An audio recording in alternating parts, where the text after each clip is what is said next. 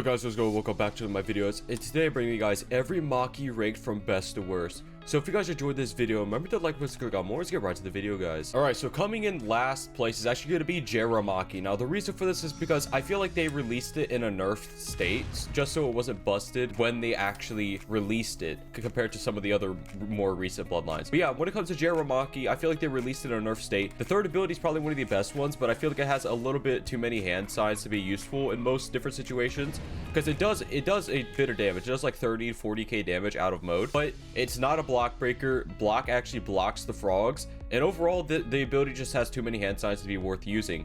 The second ability is kind of the same thing. 3 hand signs on this type of stun ability. It may look like it does a lot of damage, but out of mode only does like 30k, and it is also not a block breaker.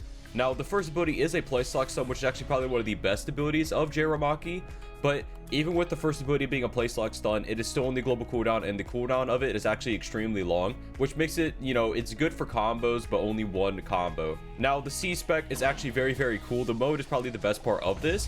The C spec basically has a frog. You stick them with their tongue, stick them with a frog tongue, and it is a place lock stun when you do that. So you know, Shindai Red clones, you can do something funky like that. The weapon spec is actually an iframe that lasts a very long time, and when you click, you come out with the flaming Rasengan. That actually does a bit of damage overall. Another cool thing about this is actually the M1s, but they actually pre-nerfed the M1s, and the M1s now knock back an extremely long way. So as you guys can see, the M1s knock back probably much further than they should. It does actually do a bit of damage if you actually place lock stun them.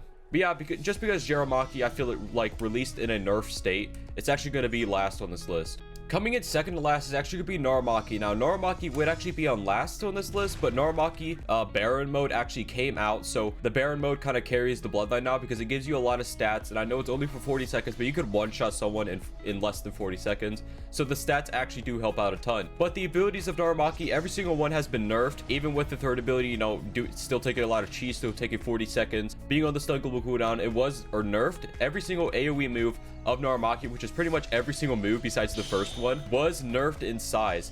So just keep that in mind whenever you use MAKI. And also the M1s were also nerfed. So the M1 AoE, while it does look a lot better in my opinion, the AoE of the M1s were nerfed as well with the C spec, which is another AoE move. So yeah, as I said, MAKI AoE nerf kind of hit it really hard, but the Tetasaiyan mode does carry it past MAKI. Tetasaiyan mode when? Now coming in second is actually going to be MAKI. Now MAKI is going to be coming in second because MAKI is actually a very good bloodline, and the second mode of it actually gives quite a bit of stats as well. So that's kind of like the Baron thing with MAKI. That's why it's so good, is because of the stats. But the C spec basically puts their abilities on cooldown and does just a big damage burst. Weapon spec is a counter ability, so when they hit you, you do a bit of damage to them and teleport to them.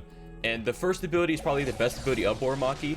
It's basically a teleporting ability. It does block break most of the time, so it does a lot of damage. Second ability is basically an auto dodge ability. When you click on someone, it does stun them. When you click far away, it summons a portal that you can teleport through. I'm sure you've seen it before. Third ability is also one of the best abilities of MAKI, which is actually an ability that could do up to 100,000 damage if you land most of it. So if you have really good aim, it's a very good zoning ability overall. And MAKI is going to be coming second just because of the versatility it has as a bloodline. Coming in first is actually Kamaki. I'm going to be showing you guys the skin of Kamaki, which is actually going to be the purple Kamaki. The normal Kamaki is actually red. Kamaki does have a second mode. I don't have it unlocked. I'm like 8 levels away from it, but the second mode is pretty much the same as that thing, just higher stats. So the first ability is actually a teleporting ability that does a lot of damage to them, and it does block break or block bypass, as a lot of people say. The second ability is actually one of the best abilities of Kamaki. So if you actually stun them, so if you do a place lock stun, the second ability can actually do upwards of, like, I would say 200,000 damage if they're actually place lock stun. So if you hit every single cube on them, it could actually do a lot of damage. Or if you actually just straight up good at aiming it, you could do all that damage instead of just doing a place lock stun. And you also could teleport to the cubes. It's a lot like Minakaze, but the cubes are higher up. And make sure not to double click because you waste your chi that way. Now the third ability of Kamaki is actually a very cool one. It's the same thing as MAKI's second, where it makes a portal if you click far away and not on someone. It also is an iframe ability. But one of the coolest parts of Kamaki is actually that you could click on them. So you could actually like Ember Hurricane and actually click on them, and it will automatically teleport to them. You can do every single taijutsu move while teleporting them. Any hand sign move you could trigger while teleporting to them. So overall, that ability is actually very busted. If you're actually somewhat skilled at the game, you could probably make Kamaki probably the best bloodline in the game. Kamaki is very underrated as bloodline just because I feel like a lot of people forget it exists because it's just overshadowed by cooler looking bloodlines. Now the C spec is actually a very cool ability. It does a lot of damage. In the second mode, it actually is changed to the weapon spec, and it does more damage overall, if I'm not mistaken. The weapon spec of the first mode is a beam attack that does a, it does a bit of damage overall. In the second mode, the C spec changes, if I'm not mistaken, and overall Maki is the best Maki in the game. I was about to say Bloodline, just because of the versatility it has, and overall the combo potential of this Bloodline is actually really immense, and it is very spammy as well. So even if you're not that good at the game, you could just spam Maki. Anyways guys, if you guys enjoyed this video, remember to like, press, click on more. See you next one guys. Bye bye.